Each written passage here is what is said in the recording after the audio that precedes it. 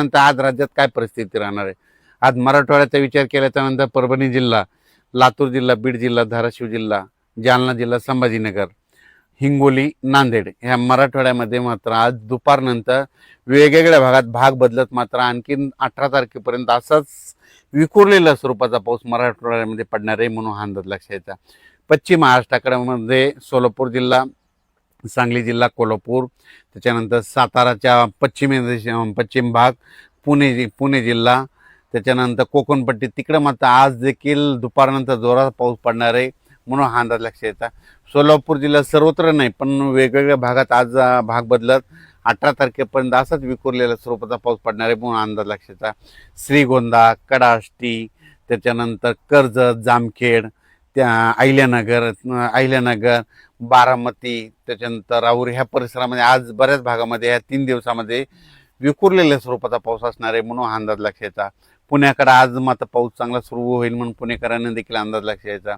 त्याच्यानंतर संगमनेर, अकोले त्या परिसरामध्ये देखील तिकडला पाऊस मात्र कंटिन्यू चालूच राहणार आहे म्हणून संगमनेर, अकोला, इगतपुरीच्या शेतकऱ्यांनी अंदाज लक्षात यायचा. नाशिक जिल्ह्यामध्ये सरी चालूच राहतील म्हणून हा अंदाज त्यांनी देखील लक्षात यायचा. त्याच्यानंतर जळगाव जिल्हा, नंदुरबार जिल्हा आणि इकडं धुळे आणि असं ह्या पट्ट्यामध्ये मात्र कमी दाबाचे पट्टे 2 एका पाठोमाग जात असल्यामुळे तिकडं मात्र पाऊस असाच दररोज म्हणजे ह्या 18 तारखेपर्यंत आहे आणि त्याच्यानंतर शेवटच्या आठवड्यात बी ऑगस्टच्या शेवटच्या आठवड्यात बी पाऊस असणार आहे म्हणून त्यांनी अंदाज लक्षात यायचा. फक्त काय होणार आहे मराठवाड्यामध्ये काही भागामध्ये बीड जिल्ह्यामध्ये काही भाग, त्याच्यानंतर सोलापूर, लातूर ह्या परिसरामध्ये खूप मोठा पाऊस नाही, फक्त पिकाला लागेल तसाच पाऊस पडणार आहे म्हणून हा अंदाज त्या शेतकऱ्यांना लक्षात यायचा. आणि त्याच्यानंतर मुंबईला देखील सरी येत राहतील म्हणून मुंबईकरांनी देखील अंदाज लक्षात यायचा.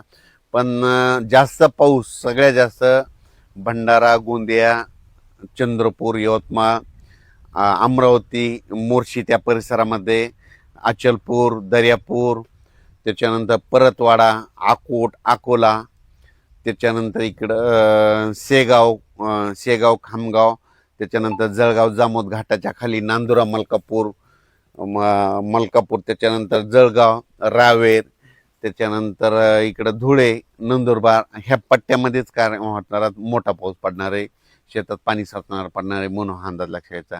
काही ठिकाणी वड्याला पाणी देखील येणार आहे म्हणून हा अंदाज देखील त्यांनी लक्षात यायचा. आणि मराठवाड्यात मात्र परभणी जिल्हा, बीड जिल्हा, लातूर जिल्हा, धाराशिव जिल्हा, नांदेड, हिंगोली, वाशिम ह्या परिसरामध्ये अंदाज. सर्वप्रथम नाथसागर आहे. नाथसागर जवळपास 93% भरलंय आणि त्याचं रात्रीच्याला पाणी सोडलंय. तर त्याच्याखाली जे 12 बॅरेज आहेत म्हणजे 12 बंधारे आहेत त्या बंधाऱ्यामध्ये आता ह्या 2 दिवसात तिकडे पाणी येणार आहे. नदीकाठच्या शेतकऱ्यांनी आपण आपल्या मोटर असेल तर काढून घ्या, वरी घेऊन ठेवा, कारण की कोणत्याही क्षणी पाणी येऊ शकतं. आपली जनावरे नदीच्या काठी आता चरायला सोडू नका, बांधून देखील नका, कारण की पाणी गोदावरी नदीकडून डायरेक्ट नांदेडकडे पाणी येणार म्हणून हे लक्षात यायचं.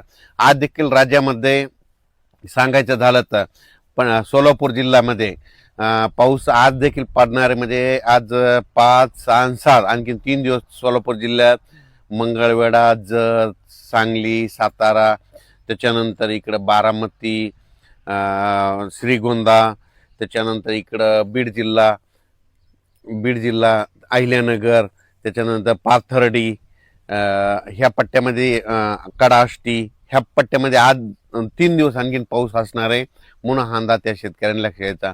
सांगायचं झालं तर सोलापूर जिल्हा, धाराशिव जिल्हा, लातूर जिल्हा, बीड जिल्हा, जालना जिल्हा, संभाजीनगर, परभणी जिल्हा, नांदेड जिल्हा, हिंगोली जिल्हा, अकोला जिल्हा, अमरावती जिल्हा, बुलढाणा, त्याच्यानंतर नागपूर, वर्धा, भंडारा, गोंदिया, चंद्रपूर, यवतमाळ ह्या पट्ट्यामध्ये मात्र आणखीन 7 ऑगस्टपर्यंत पाऊस चालू राहणार आहे म्हणून हा अंदाज लक्षात यायचा. आणि त्याच्यानंतर विदर्भात शेतकऱ्यासाठी आनंदाची बातमी, पूर्व विदर्भात मात्र 15 ऑगस्टला मात्र अतिमुसळधार पाऊस पडणार आहे म्हणून हा अंदाज पूर्व विदर्भातल्या 6 5 11 जिल्ह्यातल्या शेतकऱ्यांना लक्षात यायचा. सगळ्यात जास्त पूर्व विदर्भामध्ये गडचिरोली, चंद्रपूर, वर्धा, नागपूर, भंडारा, गोंदिया, यवतमाळ